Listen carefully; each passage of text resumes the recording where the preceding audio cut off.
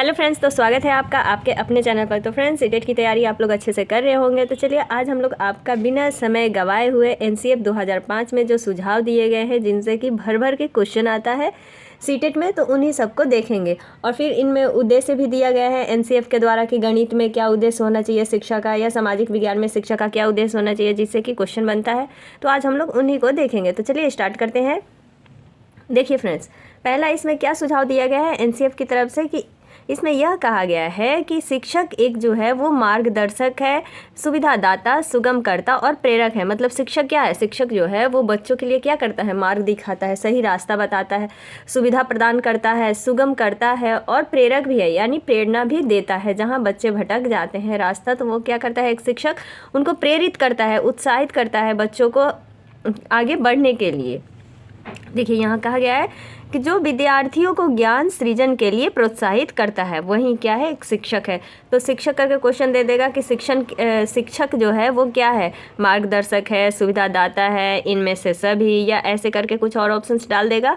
तो अगर आप लोग जानते रहेंगे कि हाँ शिक्षक क्या होता है, मार्गदर्शक होता है, सुविधादाता होता है, सुगमकर्ता होता है और प्रेरक होता है, तो आप क्वेश्चन लगा सकते हैं, आंसर कर सकते हैं। नेक्स्ट पॉइंट है, इसमें सीखने और सिखाने में स्थानीय ज्ञान एवं सामाजिक परिवेश को महत्वपूर्ण माना गया है। जो एनसीएफ में सुझाव दिया गया है, यह कहा गया है कि यहाँ पर क्या है कि बच्चों को पहले स्थानीय ज्ञान का नॉलेज होना चाहिए, फिर उनको जाकर के वैश्विक स्तर पर उन्हें नॉलेज देना चाहिए। और सामाजिक परिवेश भी जो है वो बच्चों के लिए बहुत महत्वपूर्ण है, सीखने और सिखाने के लिए भी। अगला पॉइंट है, बच्चों को प्रश्न पूछने के लिए प्रोत्साहित करने की भी बात कही गई है। एनसीएफ में यह सुझाव दिया गया है कि एक शिक्षक को यह कहना चाहिए कि बच्चे मतलब शांत ना बैठे। देखिए जो शांत क्लास होता है वो क्या होता है कि वो अच्छा नहीं होता है अधिगम के लिए। मतलब वहाँ पर बच्चे नहीं सीख पाते, क्योंकि वो अपनी बातों को रख ही नहीं पाएंगे। जब टीचर से वो सवाल ही नहीं पूछ पाएंगे तो वो कक्षा कैसे सही हो गई? जहाँ पर बच्चे एक्टिव होंगे वहीं तो प्रश्न पूछेंगे, जहाँ उनको नहीं समझ में आएगा।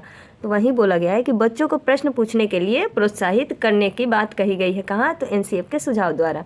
ये नेक्स्ट पॉइंट क्या कहा गया है कि प्राथमिक स्तर पर शिक्षा का माध्यम बालक की मातृभाषा होती है। मतलब ये हमेशा ये सभी में बताया जाता है कि जो बच्चों की प्राथमिक शिक्षा दी जाए वो किस लैंग्वेज में दी जाए, या तो मातृभाषा में दी जाए, क्योंकि इससे सीखने का स्वाभाविक वातावरण तैयार होता है। देखिए अब बच्चों को मान लीजिए बिहार से या हरियाणा से, तो गांव में अगर बच्चों को हम क्षेत्रीय भाषा में सिखाएंगे तो वो जल्दी से समझ पाते हैं, या मातृभाषा जो भी उनकी है उस लैंग्वेज में अगर हम बच्चों को समझाते हैं तो वो क्या करते हैं कि वो स्वाभाविक रूप से, क्योंकि उनके सामने वो वातावरण तैयार हो जाता है, वो माहौल बन जाता है, जिससे कि बच्चे अपनी लैंग्वेज को समझते हैं और उसके द्वारा वो सीखने लगते हैं। तो इसलिए कहा गया कि प्राथमिक स्तर पर बच्चों को क्या होना चाहिए? सीखने की लैंग्वेज जो होनी चाहिए वो मातृभाषा होनी चाहिए।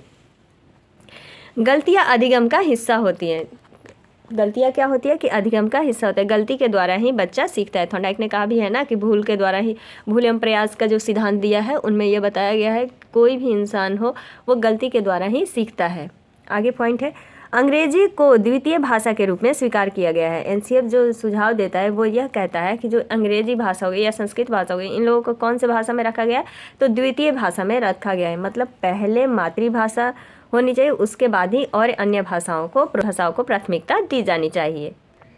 अगला पॉइंट है, एनसीएफ 2005 विवेचनात्मक शिक्षा पर जोर देता है, क्योंकि विवेचनात्मक शिक्षा राजनैतिक, आर्थिक, सामाजिक पहलुओं पर आलोचनात्मक दृष्टिकोण विकसित करता है। ये किस में कहा गया? एनसीएफ में सुझाव दिया गया है।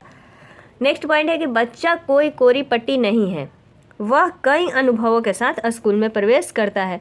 ये सही, और ये व्यवहारवादी कहते हैं कि बच्चा कोई कोरी पट्टी नहीं है और वह अनुभवों के द्वारा ही स्कूल जाता है। भाई जब वो घर परिवार में कुछ ना कुछ तो सीख कर ही जा रहा होगा स्कूल, ऐसे थोड़ी ना, क्योंकि परिवार ही पहली पाठशाला होती है। तो बच्चा क्या है कि सबसे पहले अपने परिवार से कोई ना कोई नॉलेज, अनुभव तो लेकर जा ही रहा है, ऐसे तो नहीं जा रहा है। इसीलिए कहा गया कि बच्चा जो है वो कोरी पट्टी नहीं है, वो अपने अनुभवों को साथ में लेकर जाता है। देखिए नेक्स्ट पॉइंट कहा गया है कि बाल केंद्रित शिक्षा का अर्थ है बच्चों की आवाज़ों एवं अनुभवों को महत्व देना। मतलब बाल केंद्रित शिक्षा क्या है कि बच्चों के इर्द गिर्द ही वो पाठ्यक्रम बनाया जाए जो कि बच्चे समझ सके। ऐसा ना हो कि सिर्फ शिक्षक के लिए ही बनाया जाए या भारी भरकम सिलेबस डाल दिया जाए। नहीं, बच्चों की पुस्तकें जो होनी चाहिए वो रंग बिरंगी चित्रों से भरी होनी चाहिए, क्योंकि बच्चे जो होते हैं वो रंग बिरंगे चित्रों देख करके क्या करते हैं? आकर्षित होते हैं, जिससे कि वो स्टोरी के द्वारा भी या चित्र को देख करके भी समझ जाते हैं। इसीलिए कहा गया है कि जो भी पाठ्यक्रम पाठ्यक्रम बनाया जाए वो बच्चों के इर्द गिर्द घूमती हुई हो। 2005 में कहा गया है। एनसीएफ 2005 में कहा गया कि लिंग पूर्वाग्रह का विरोध करता है।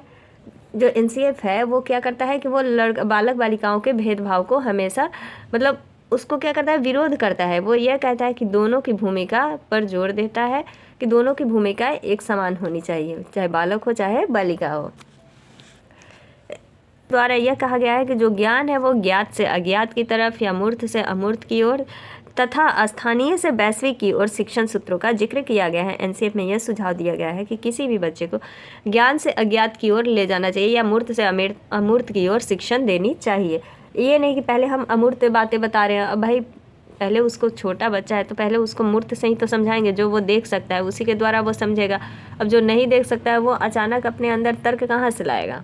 तो यही कहा गया कि मूर्त से अमूर्त की ओर शिक्षण देनी चाहिए। बच्चों का पूर्व ज्ञान या अनुभव चाहे वह अधूरा ही क्यों ना हो, उन्हें जमा पूंजी मानकर नवीन ज्ञान को पूर्ण ज्ञान से जोड़ना चाहिए। ये भी सुझाव दिया गया है कि बच्चे का चाहे ज्ञान थोड़ा ही क्यों ना हो, जो पहले का ज्ञान है वो थोड़ा ही क्यों ना हो, उन्हें जमा पूंजी मान करके तभी उनके साथ रिलेट करके ही नए ज्ञान को देना चाहिए या उन्हें प्रदान करना चाहिए। अगला है पॉइंट, सांस्कृतिक कार्यक्रमों में मनोरंजन के स्थान पर सौंदर्य बोध को बढ़ावा देना चाहिए। देखिए सांस्कृतिक कार्यक्रमों जैसे 26 जनवरी हो गया, 15 अगस्त हो गया, गांधी जयंती हो जाए, तो यहाँ पर सिर्फ मनोरंजन के लिए ही नहीं किया जाए कि हाँ भाई सब कोई मना रहा है तो हम लोग भी मना रहे हैं, नहीं, उन्हें सौंदर्य बोध को बढ़ावा देना चाहिए। मतलब बच्चों को ये समझाना चाहिए कि ये दिवस हम क्यों मनाते हैं, या उनके बारे में बताइए कि हाँ गांधी जी कौन थे, अहिंसावादी थे या क्या। इसमें यह कहा गया है कि सिखाते समय बच्चों में डर और अनुशासन की जगह आनंद एवं संतोष को जोड़ा जाए। एनसीएफ में सुझाव दिया गया है कि बच्चों को डर और अनुशासन से नहीं बल्कि आनंद एवं संतोष से उनको शिक्षा दी जाए।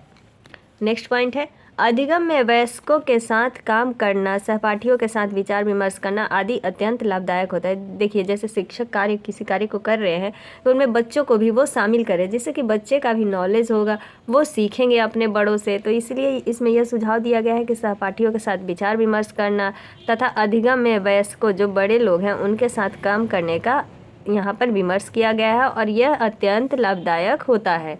यह बात कही गई है एनसीएफ 2005 में।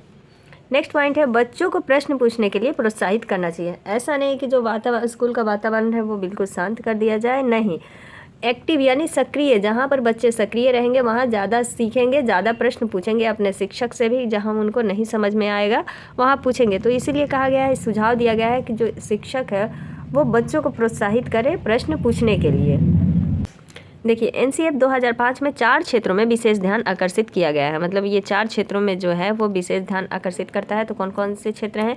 कला शिक्षा, एनसीएफ में कहा गया है कि कला शिक्षा को सबसे अधिक महत्व देना चाहिए। दूसरा है कार्य शिक्षा, यानी कार्य करने की शिक्षा, बच्चों को कार्य के द्वारा दंत कार्य हो गया, ये सब कार्य हो गया, ये सब देना चाहिए, जिससे कि उनकी क्षमता बढ़े, उनकी बौद्धिक क्षमता जो होती है वो बढ़ेगी कार्य क्षमता देने से। कार्य शिक्षा, स्वास्थ्य एवं शारीरिक शिक्षा पर ज़्यादा ध्यान दिया जाए। और शांति शिक्षा, मतलब ऐसा भी नहीं कि खूब हल्ला गुल्ला या शोरगुल से हो, नहीं, बच्चों को समझाते हुए शांति से शिक्षा प्रदान किया जाए, जिससे कि आसानी से बच्चे समझ सके।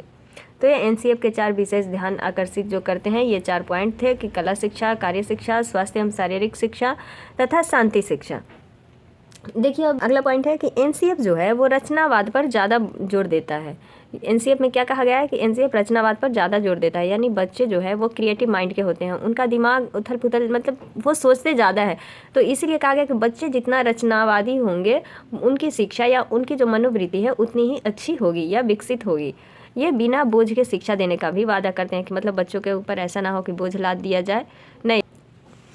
एनसीएफ 2005 में मोटी मोटी पुस्तकों को प्रयोग को, जैसे मोटी मोटी पुस्तकें हो गई, उनके प्रयोग को क्या माना है? शिक्षा की असफलता माना है।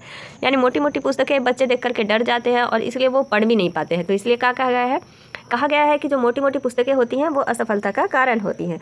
नेक्स्ट पॉइंट क्या दिया गया है कि कक्षा में पसरा हुआ सन्नाटा, देखिए नेगेटिव वर्ड है, सन्नाटा अधिगम का सूचक नहीं है।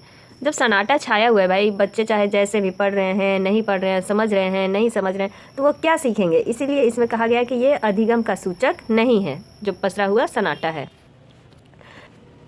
डंडे की डर से व्यवस्था स्थापित हो सकती है पर अनुशासन नहीं। अब डंडे की डर से हम थोड़ी देर तो बच्चों को सही से रख सकते हैं, लेकिन बाद में क्या होगा, बाद में फिर वही हाल हो जाएगा। तो वहीं कहा गया कि डंडे की डर से व्यवस्था स्थापित हो सकती है पर अनुशासन स्थापित नहीं किया जा सकता।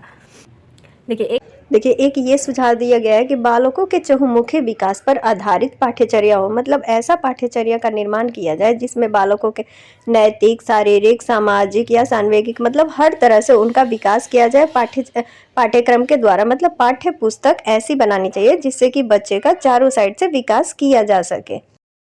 नेक्स्ट क्या है कि समावेशी वातावरण को महत्व दिया जाए, मतलब शिक्षा में समावेशी वातावरण को महत्व देना चाहिए। समावेशी शिक्षा से क्या हो गया, हर प्रकार के विद्यार्थी उसमें समाहित हो। एनसीएफ 2005 करके सीखने पर सबसे अधिक बल देता है, यानी लर्निंग बाय डूइंग, मतलब बच्चे जितना करके सीखेंगे अपने से वो हमेशा उनको याद रहेगा, वो कभी नहीं भूलेंगे। इसीलिए वो क्या करता है कि करके सीखने पर ज़्यादा बल देता है। तो ये एनसीएफ से कुछ पॉइंट था। आगे हम लोग तो वीडियो देखने के लिए धन्यवाद और आगे भी ऐसे ही मुख्य मुख्य पॉइंट को लाते रहेंगे।